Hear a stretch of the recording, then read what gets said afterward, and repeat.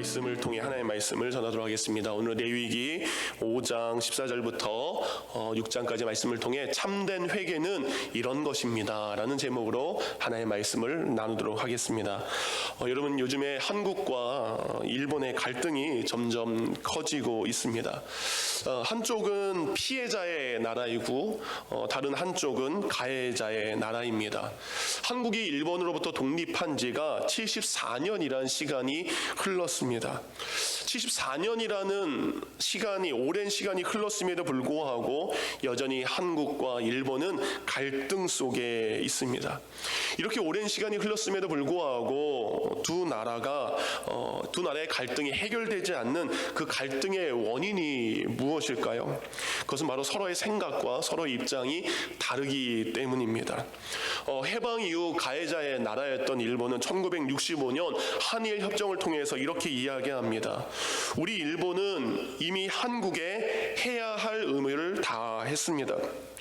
우리 일본은 한국에 보상할 만큼 다 보상해 주었습니다 라고 주장을 하는 반면에 한국은 어떻습니까? 그 협정은 당신들의 잘못에 대한 진정한 사과가 없었습니다. 그리고 그 보상은 우리에게 한 당신들의 잘못에 충분하지 않습니다 라고 생각하고 주장하고 있기 때문입니다.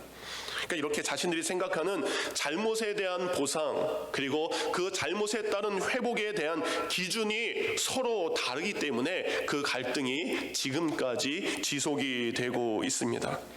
이렇게 서로의 생각이 다른 것 때문에, 보상과 회복의 기준이 다른 것 때문에 갈등을 겪는 건 나라와 나라, 민족과 민족의 일만 있는 것이 아니라 우리 생활 속에서도 이런 보상과 회복의 기준이 서로 다른 것 때문에 많은 갈등이 존재합니다. 쉬운 예로 여러분, 차 사고가 나거나 아니면 여러 사고가 나면 보험회사나 상대방에게 어떤 보상금을 받게 됩니다. 그러면 덜 주려는 측과 그리고 더 받으려는 그 차이가 존재하기 때문에 갈등이 쉽게 해결되지 않습니다. 사람과의 관계에 있어서도 마찬가지죠. 우리가 누군가에게 정신적으로 아니면 물질적으로 육체적으로 어떤 손해나 아픔을 줍니다. 그러면 그 손해나 아픔을 준 것에 대해서 용서를 구하는 사람, 그리고 용서를 해야 되는 사람이 가진 이 잘못의 시인, 그리고 용서의 범위가 서로 차이가 있기 때문에 그 관계를 여전히 회복하지 못하는 일들이 우리에게 있다라는 겁니다. 내가 그 정도 사과했으면 됐잖아, 내가 그때 이렇게 보상했으면 됐잖아 라고 말하지만, 다른 한 측에서는 그 정도 가지고는 어림도 없다라고 이야기합니다. 그러기에 서로의 갈등이 해결되지 않고 있습니다. 이렇게 서로의 생각과 서로의 기준이 차이가 있을 때, 그렇게 다를 때 우리는 어디서 그 정답을 찾아야 됩니까? 우리가 정답을 찾아야 되는 것, 우리가 기준을 삼아야 되는 것은 바로 성경 속에서, 말씀 속에서 그 기준을 우리가 찾고 삼아야 됩니다. 곧 말씀 속에 인생의 모든 것에 대한 해답이 있다라는 거죠. 오늘 저희가 읽은 성경을 본문을 보면 우리가 분명한 사죄, 그리고 회복의 기준에 대해서 분명히 말씀이 제시를 하고 있습니다. 그러니까 우리가 무엇인가에 대해서 찾아야 될 기준은 항상 성경 속, 그리고 또 다른 말로 하나님 앞에서입니다. 이는 우리 삶에 벌어지는 모든 일들은 하나님 앞에서 되어지는 일들입니다. 하나님이 보고 계시는 상황 가운데 일어나는 일들입니다. 사람과 사람 사이의 일 같지만, 나라와 나라 사이의 일 같지만 아닙니다. 이 모든 일들은 하나님 앞에서 되어지는 일들이라는 것을 우리가 잊지 않아야 됩니다. 그러니까 우리가 그 모든 것을 우리 인간의 기준으로 하면 갈등할 수밖에 없지만, 하나님의 기준으로 한다면 갈등이 해결되고 문제가 사라지게 된다라는 겁니다. 오늘 이제 목장 편성에 대해서 재직, 그리고 우리 목자들이 함께 모여서 여러 이야기를 합니다. 목장 편성에 대해서 아마 수많은 의견들이, 아마 다양한 의견들이 나올 거죠. 이 방법이 좋겠습니다, 이렇게 했으면 좋겠습니다. 우리 목자나 재직들이나 우리 교회를 사랑하고 성도들에게 가장 유익한 여러 가지의 의견들을 다양하게 이야기하리라 생각이 됩니다. 많은 다양한 좋은 의견들이 나오는데, 그 의견들 가운데 설교 설교를 준비하면서 담임 목사인 내가 그러면 그 회의 가운데 해야 될 일이 무엇일까? 그때 하나님께서 이런 마음을 줬습니다. 조희철 목사, 너는 그 회의 가운데 이 두 가지의 질문을 했으면 좋겠다. 두 가지의 질문. 무엇이 하나님이 기뻐하시는 것일까요? 그리고 예수님이라면 어떻게 하셨을까요? 그 수많은 의견 가운데 우리가 하나님이 기뻐하신 쪽으로 우리의 방향이 틀어지기를 원합니다. 예수님이 하셨을 그 생각과 마음으로 우리가 그 일들을 결정하기를 원합니다. 우리 라틴어에 코람데오라는 말이 있습니다. 여러분 들어보신 분들이 있으실 겁니다. 이 라틴어 이 코람데오라는 것은 이 코람이란 말과 데오 두 개가 합쳐진 합성어입니다. 이 코람이라는 것은 면전에서, 그래서 누구누구 앞에서라는 의미입니다. 그리고 데오라는 것은 하나님이라는 뜻입니다. 그러니까 합치면 하나님 앞에서, before God이라는 영어의 의미를 가지고 있습니다. 그래서 우리가 하나님 앞에 어떻게 살아가야 되는데, 우리가 살고 있는 이 시대는 코람데오의 시대에 살고 있지 않습니다. 코람데오의 반대말이 있습니다. 그것은 코람 호미니우스라는 말이 있습니다. 이 코람 호미니우스라는 말은 인간 앞에서, 사람 앞에서라는 것입니다.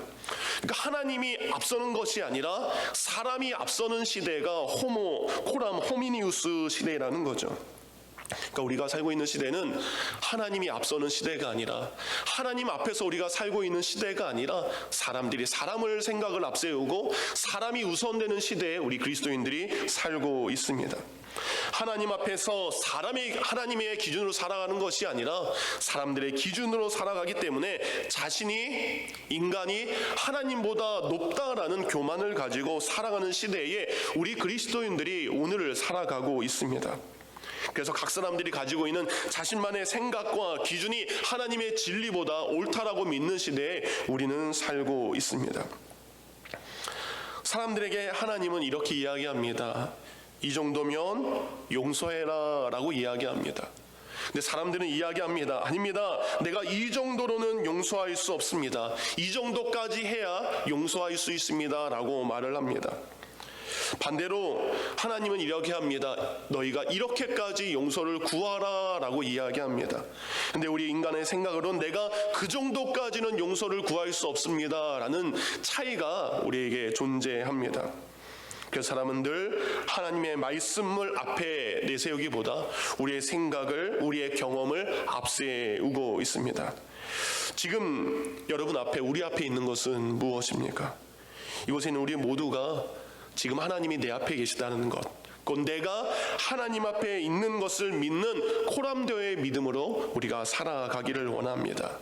지금 하나님이 내 앞에 계신다는 것을 믿으면 그 하나님 앞에 우리는 부끄럽지 않은 선택을 하게 됩니다.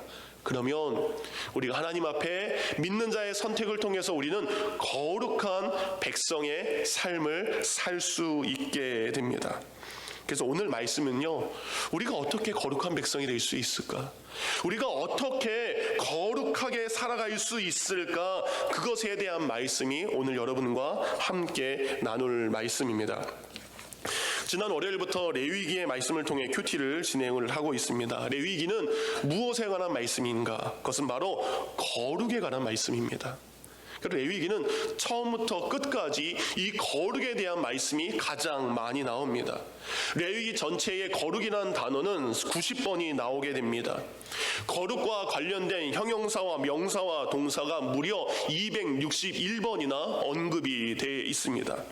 그리고 거룩의 뜻이었던 이 히브리어 코네시의 뜻은 분리되다, 그리고 어디에 속해 있다라는 의미인데 레위기에 자그만치 200번 이상 나오게 됩니다. 레위기가 여러분 27장으로 되어 있습니다. 27장으로 되어 있는데 그 말씀 속에서 거룩에 관련된 말씀이 무려 550번 이상이나 언급이 되어 있다는 거예요. 그러니까 레위기는 처음부터 끝까지 우리에게 거룩에 대한 말씀을 하고 있습니다. 그렇다면 하나님께서 왜 우리에게 거룩에 대한 말씀을 이렇게 많이 말씀하고 계실까요? 여러분, 거룩은 바로 하나님의 성품입니다. 거룩은 하나님의 인격입니다. 거룩은 하나님의 모습입니다. 레위기 11장 45절을 보면 내가 거룩하니 너희도 거룩할지어다. 레위기 19장 2절입니다. 너희는 거룩하라. 이는 나 여호와 너희 하나님이 거룩함이라. 하나님 자신을 소개하실 때에 나는 거룩한 존재다라고 소개를 하고 있습니다. 그러니까 우리가 믿는 하나님은 거룩하신 분입니다. 그 거룩하신 하나님께서 우리에게 계속적으로 말씀하십니다. 내가 거룩하니 너희도 거룩해라. 너희는 거룩해야 될 백성이다 라는 말씀이 레위기의 주제입니다. 그래서 레위기의 말씀을 쭉 읽으면 우리가 어떻게 거룩하게 살아갈 수 있는 그 법에 대한 말씀을 우리에게 주시고 계십니다. 레위기 20장 8절을 보면 너희는 내 규례 내 말씀을 지켜 행하라. 나는 너희를 거룩하게 하는 여호와이니라. 21장 23절입니다. 나는 그들을 거룩하게 하는 여호와임이라. 이렇게 하나님께서 레위기의 말씀을 통해 우리를 거룩하게 하기를 원하십니다. 우리의 삶이 거룩하게 되기를 원하십니다. 그렇다면 우리가 어떻게 하나님의 성품인 거룩하게 될 수 있을까? 우리가 어떻게 거룩하게 살아갈 수 있을까? 여러분, 이 거룩함의 가장 큰 특징은 흠과 더러움이 없다는 깨끗함을 이 거룩함의 특징이라고 이야기할 수 있습니다. 여러분, 사람의 마음과 영혼에 생기는 이 흠과 더러움, 그것은 바로 우리가 지은 죄악 때문에 생기는 것입니다. 죄가 있는 곳에 더러움이 있습니다. 죄가 있는 곳에 죄의 흔적들이 우리의 삶에 우리에게 묻어나게 되는 것이죠. 그러니까 죄로 인한 더러움이 그리고 그 흠이 우리에게 존재하고 있으며 우리는 도저히 거룩해질 수 없습니다.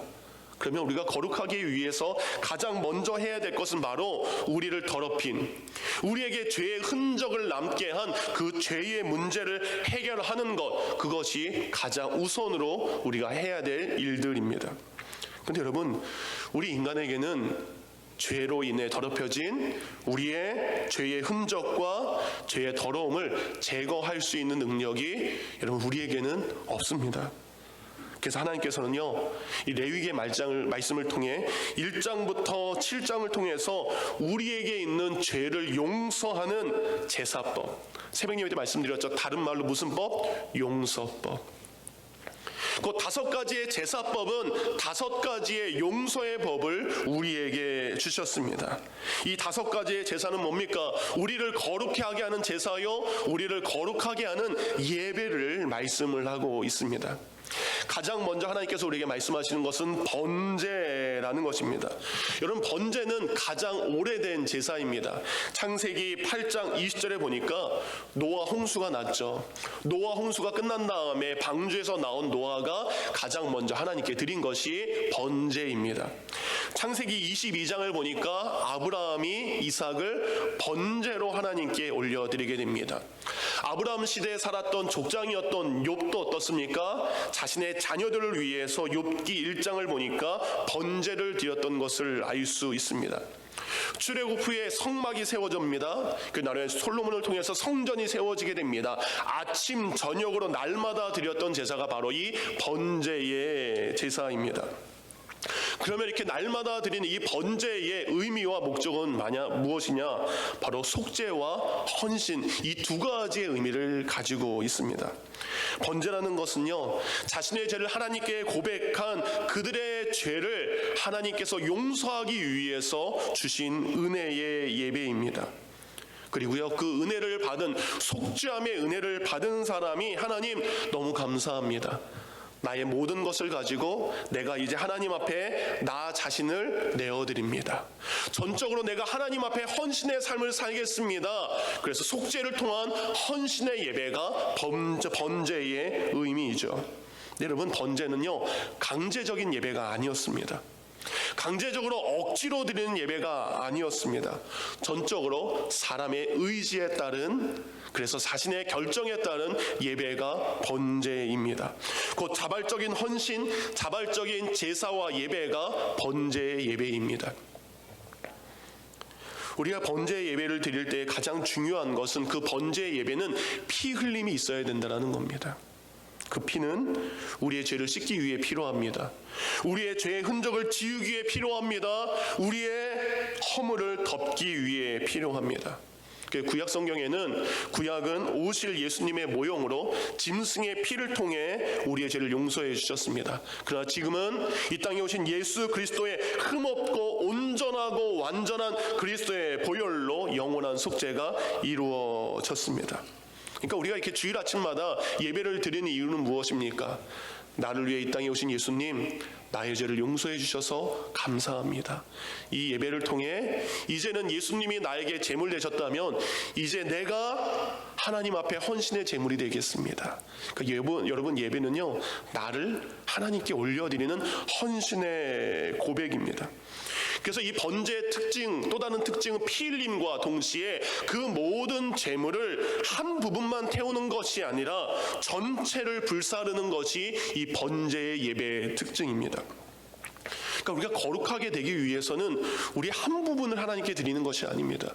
우리의 모든 것을, 나 자신과 내 삶의 모든 것을 하나님께 드리는 것이 번제의 예배입니다. 로마서 12장 1절은 이렇게 말씀하고 있습니다. 그러므로 형제들아, 내가 하나님의 모든 자비하심으로 너희를 권하노니 너희 몸을 하나님이 기뻐하시는 거룩한 산제물로 드리라. 이는 너희가 드릴 영적 예배니라. 영적인 예배는 우리의 모든 것을 내어드리는 예배가 되어야 됩니다. 사랑하는 성도님들, 그러기에 예배는 나를 위한 예배가 돼서는 안 됩니다. 하나님을 위한 제물을 드리는 예배가 우리의 예배가 되어야 될 줄 믿습니다. 그렇게 될 때 그 하나님의 거룩한 모습이 우리에게 동일하게 나타낼 줄 믿습니다. 번제로 거룩해지는 우리가 되기를 원합니다. 두 번째 제사는 소제입니다. 소제는 여러분 제사 중에 유일하게 곡식으로 드리는 예배요 제사입니다. 이 소제의 의미와 목적은 내가 하나님 앞에 성결하겠습니다. 곧 내가 깨끗하게 살겠습니다. 그리고 내가 희생하며 살겠습니다 라는 약속의 제사요, 그리고 약속의 예배입니다. 하나님께 드리는 이 곡식은요, 여러분 깨끗하고 고운 가루가 돼야 됩니다. 근데 여러분 아시다시피 곡식은 처음에 가루로 존재하지 않습니다. 알맹이로 존재하게 됩니다. 그 알맹이가 희생의 제물로 드려지기 위해서는, 깨끗한 흰색의 밀가루가 되기 위해서는 거쳐야 되는 일이 있습니다. 그것을 벗어내야 되고 그리고 부서져야 되는 것입니다. 그 성결한 삶, 하나님이 원하시는 거룩한 삶은 여러분 그냥 되어지는 것이 아닙니다. 벗겨지고 깨어지고 부서내는 희생의 과정들이 있어야 우리가 거룩하게 될 수 있습니다. 그러니까 예배는, 이 예배 속에 우리의 깨어짐이 있어야 됩니다. 예배 속에 나의 부서짐이 있어야 됩니다. 그래야 우리가 거룩한 백성이 될 수 있습니다. 말씀 앞에, 찬양 앞에, 기도 앞에 내가 부서져야만 하나님께 드릴 수 있는 곱고 깨끗한 밀가루가 될 수 있습니다. 알맹이 그대로는 하나님이 받지 않으시다는 거죠. 우리가 가루가 돼야 그것이 빵이 되어서 하나님 앞에 드릴 수 있는 향기로운 제물이 되는 것이죠. 내가 낮아지고 나의 자아가 부서지는 거룩한 소재의 예물이 우리가 되기를 원합니다. 그래서 예배를 통해 나는 죽고 예수 그리스도가 살아난 예배를 우리가 경험할 때 우리가 거룩한 백성이 될 줄 믿습니다. 세 번째 제사 예배는 바로 화목제입니다. 영어로 펠로우십 오퍼링입니다. 화목제는 다른 말로 평화를 이루는 제사, 그리고 화목을 이루는 제사라는 의미를 가지고 있습니다.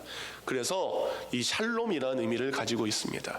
샬롬의 제사. 여러분 샬롬이라는 것은 여러분 아시다시피 평화, 그리고 한국말로 하면 안녕이라는 의미를 가지고 있습니다. 여러분 오늘 아침에 굿모닝이란 말 하셨습니까? 우리 옆에 분에게 한번 하시기 바랍니다. 서로 보시면서 최국진 집사님 굿모닝. 예, 최국진 집사님 뒤에 남경 집사님에게 굿모닝. 예, 굶었니가 아니라 저도 굶었습니다. 예, 굶었니가 아니라 굿모닝입니다. 어저께 배단위 교회 임정회 목사님 지금 병원에 계시죠. 병원을 방문했습니다. 뇌출혈이 있은 후에 중환자실에 계시면서 수술을 해야 되는 상황이었는데 많은 분들의 기도를 통해서 수술을 하지 않는 상황이 되셨고, 그리고 상태가 많이 좋아지셔서 이제 일반 병실로 옮기셨고 말씀도 잘하시게 됐습니다. 그리고 일반 병실에서도 상태가 더 좋아져서 다음 주에는 이 라킬에 있는 재활병원으로 가셔서 재활 치료를 들어가게 되셨다는 반가운 소식을 들었습니다. 병원에 이제 목사님들과 함께 사모님과 함께 가서 신방을 하면서 임정회 목사님 사모님께서 이런 얘기를 하는 것을 듣게 되었습니다. 우리가 날마다 서로를 보면서 굿모닝 할 수 있는 것, 이것이 얼마나 귀한 말인지 귀한 일인지 깨닫게 되셨다. 여러분, 우리는 인생이 언제나 날마다 굿모닝일 줄 압니다. 그런데 어느 날 당뇨도 없으시고 혈압도 없으신 건강하신 목사님께서 아침에 못 일어나신 일을 겪으시면서 우리가 아침에 눈을 떴을 때 서로를 향해서 굿모닝이라고 할 수 있는 것이 얼마나 귀한 일인가라는 이야기를 하셨습니다.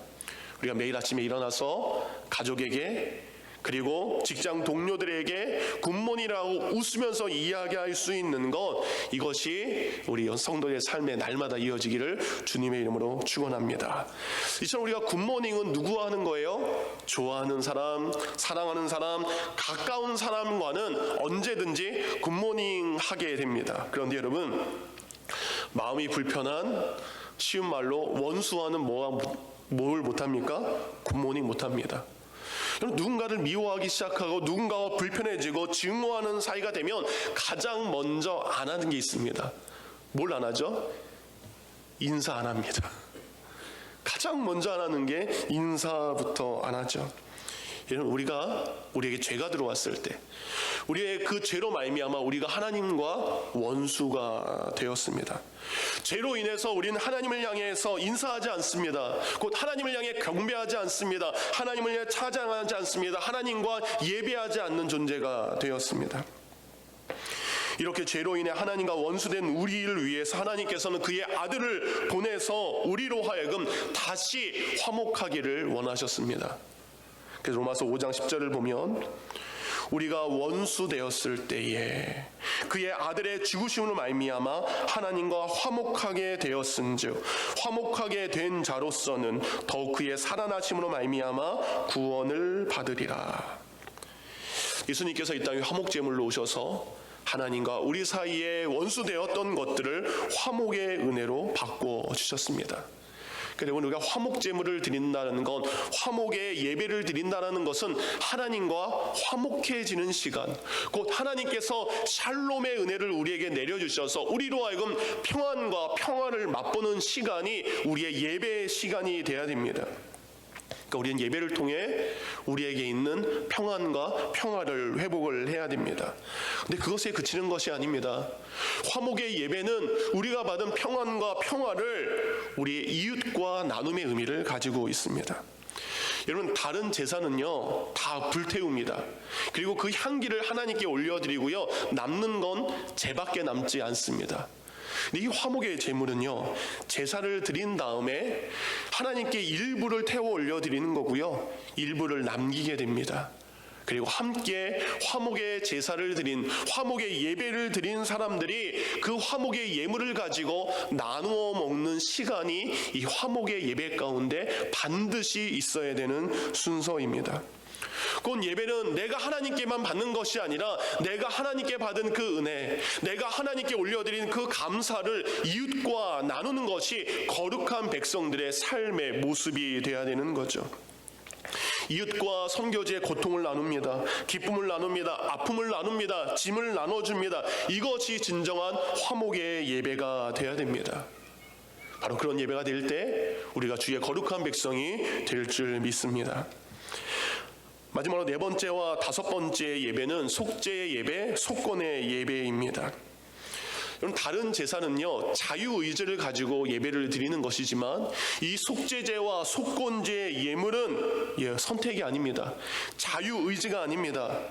죄를 지었으면 반드시 드려야 될 예배와 제사가 속건과 속죄의 예배입니다. 여기에는요 누구도 예외가 없습니다. 그래서 레위기 4장부터 7장을 보면 기름 부음 받은 제사장이라도, 그리고 민족의 지도자들이건 평범한 백성이건, 그리고 정말 가난한 빈민이건 아무나 상관없이 누구든지 죄를 지었으면 이 속죄의 예물을 가지고 하나님께 나와서 죄 용서를 구하는 것이 속건과 속죄의 예배입니다. 근데 이 사람들이 이야기합니다. 하나님, 내가 고의로 지은 것이 아닙니다. 내가 계획된 범죄가 아닙니다. 내가 의도한 것이 아닙니다. 내가 과실이나 몰라서 부지중에 한 죄입니다 라고 할지라도 그 이유에 상관없이 그 모든 것이 분명히 죄이기 때문에 하나님께 꼭 용서를 구하는 제사 예배를 드리는 것이 속건제와 속죄의 예배였습니다. 근데 차이가 있습니다. 속죄제는요, 쉬운 말로 하나님의 말씀에 대한 불순종했을 때, 하나님의 계명에 불순종했을 때, 그것을 알고 불순종했건 모르고 지었건 하나님께 대한 죄 용서의 제사가 속죄제입니다. 근데 속건제는 두 가지의 의미를 다 가지고 있습니다. 하나님께 속한 거룩한 성물, 성전 안에 있는 물건들, 그리고 하나님의 소유에 대해서 피해를 입히거나, 그리고 이웃에게 어떤 끼친 피해나 잘못을 했었을 때 드리는 것이 바로 속건의 제사입니다. 그러니까 속죄는 하나님의 말씀에 어긴 것이기 때문에 하나님께 나아가서 하나님께 용서를 구하는 제사지만, 속건의 예배는 좀 다릅니다. 속건제의 특징은 손해나 잘못을 끼친 하나님과 더불어서 그 피해를 당한 이웃에게 자신의 잘못에 대한 책임을 다한 다음에 그 다음에 하나님께 용서를 구하는 제사라는 거죠. 그러니까 속건의 제사는 이웃과의 관계를 포함을 하고 있습니다. 그래서 다른 제사와 달리 이 속건제는요, 잘못한 것에 대한 이 보상의 기준이 정확하게 명시가 되어 있습니다. 네가 이렇게 잘못했으면 그 잘못한 것에 대해서 너는 이렇게 해야 된다, 이렇게 물어주어야 된다라는 기준을 정확하게 말씀을 하고 있습니다. 그래서 오늘 본문인 레위기 6장 5절부터 7절을 보면 잘못한 이웃에게, 해를 끼친 이웃에게, 도둑질한 이웃, 잘못한 훔친 이웃에게 그 본래 물건의 5분의 1을 더해서 주라고 이야기합니다. 5분의 1을 5분의 1을 이웃에게 준 다음에 그 다음에 속건의 제물, 죄 용서의 제물을 가지고 그 다음에 하나님께 나와서 용서를 구해라. 이것이 속건제의 특징입니다. 그러니까 잘못을 했을 때 배상의 기준은 얼마큼요? 5분의 1, 20%라고 성경은 이야기합니다. 왜 5분의 1, 20%일까요? 이거 가지고 참 많이 묵상을 했습니다. 답이 안 나와 있어요. 왜 5분의 1인가? 개인적인 생각입니다. 말씀 묵상을 통해 깨달은 것은, 우리의 삶의 모든 것이 하나님의 것이죠, 당연히. 근데 그 하나님의 주신 모든 것 중에 우리는 반드시 10분의 1이 하나님의 것으로 인정을 합니다. 하나님의 온전한 것이라고 이야기를 합니다. 그러니까 상처받은 사람, 잘못된 사람에게 그 사람의 원래 물건에 하나님의 것의 10분의 1, 그리고 나의 가진 것의 10분의 1, 그러면 몇이 되는 거죠? 10분의 2가 되는 것입니다. 그러면 이런 의미를 가지고 있는 거예요. 내가 당신에게 한 잘못에 대해 원래 당신의 것을 그대로 돌려드립니다. 근데 그것으로 충분하지 않기에 하나님의 것으로 당신을 위로합니다. 나의 것을 희생하여 당신의 것을 드립니다. 그 자신의 잘못을 뉘우칩니다. 이것은 원래 당신 것인데 내가 당신의 것에 잘못을 했습니다. 하나님의 것을 더해서 당신에게 보상이 되기를 원합니다. 내 삶의 것들을 다시 한번 10분의 1을 더해서 내 것을 희생해서 당신에게 드립니다. 그렇게 자신의 잘못으로 인해 생긴 피해에 대해서 충분히 보상하는 것, 그것이 성경의 원리이고 이것이 참된 회개이고 이것이 거룩한 백성의 삶의 모습이 돼야 됩니다. 우리는 너무나 쉽게 우리의 죄에 대해서 용서를 받으려고 합니다. 다른 과정들을 생략합니다. 내가 하나님께만 회개 기도하면 하나님이 용서해 주셨어, 그것으로 끝이라고 생각을 합니다. 그런데 이웃에게 행한 잘못에 대한 사과는 하나님께 하는 것이 아니라 먼저 이웃을 향한 용기와 결단이 있는 것이 참된 회개자의 모습입니다. 그러니까 회개라는 것은 입술의 고백에, 입술의 사과에 그치는 것이 아니라 그 진실한 고백에 따른 마음과 행함의 사과가 같이 가야 되는 것이죠. 그래서 레위기의 이 속죄제나 속건제를 보면 가장 먼저 해야 될 것이 자신의 잘못을 하나님과 사람 앞에 철저히 고백하는 것부터 시작합니다. 레위기 5장 5절입니다. 이 중에 하나의 허물이 있을 때에는 아무 일에 잘못하였노라 자백하고 그 잘못으로 말미암아라고 되어 있습니다. 그러니까 하나님과 사람 앞에 이야기하는 것입니다. 내가 이 일에 대하여 잘못했습니다 라고 말하는 것이 먼저입니다. 그리고 그 자백한 다음에 그 자백에 대한 책임을 지는 것이죠. 예수님께서는 마태복음 5장 23절과 24절에 이렇게 말씀하셨죠. 그러므로 예물을 제단에 드리려다가 거기서 내 형제에게 원망 들을 만한 일이 있는 것이 생각이 나거든 제물을 제단 앞에 두고 먼저 가서 형제와 화목하고 그 후에 와서 예물을 드리라라고 예수님이 말씀하셨습니다. 여러분, 성도는요, 요한일서 3장 18절 말씀과 같이 말과 혀로만 사랑하는 것이 아니라 말과 혀로만 살아가는 것이 아니라 행함과 진실함으로 살아가는 것이 거룩한 성도들의 참된 회개자의 모습이라는 것입니다. 충분히 보상하지 않은 채 잘못만 말하는 것은 거룩한 백성의 모습이 아니라는 것입니다. 거룩한 백성은 진정한 회개를 하나님과 그리고 하나님이 명령하신 그 아픔을 가진 사람 앞에 고백하는 것, 이것이 우리 그리스도인들의 참된 회개의 모습이 되어야 될 줄 믿습니다. 여러분, 내가 부지 중에 아니면 내가 너무 힘들어서 누군가에게 손해나 아픔을 끼쳤다면 우리가 참된 그리스도 예수의 제자로서 하나님의 거룩한 백성으로서 참된 회개의 모습, 회개의 행함을 이웃과 그리고 아픔을 가진 이들에게 행할 수 있는 결단이 우리 모두에게 있기를 원합니다. 그것은 곧 이 자리에서 예배를 드리는 것만으로 해결되지 않습니다. 저 밖으로 나아가서 세상 가운데 나아가서 그 아픔을 끼친 사람에게 우리의 잘못을 시인하고 나의 소유를 희생해서 그리고 내게 주신 하나님의 것을 구별해서 그에게 돌려주는 것으로 회개의 은혜가 시작될 줄 믿습니다. 오늘 참된 회개를 이웃과 하나님 앞에 행함을 통해서 레위기에 말씀하신 거룩한 백성의 모습을 닮아가는 우리 모두가 되기를 주님의 이름으로 축원합니다.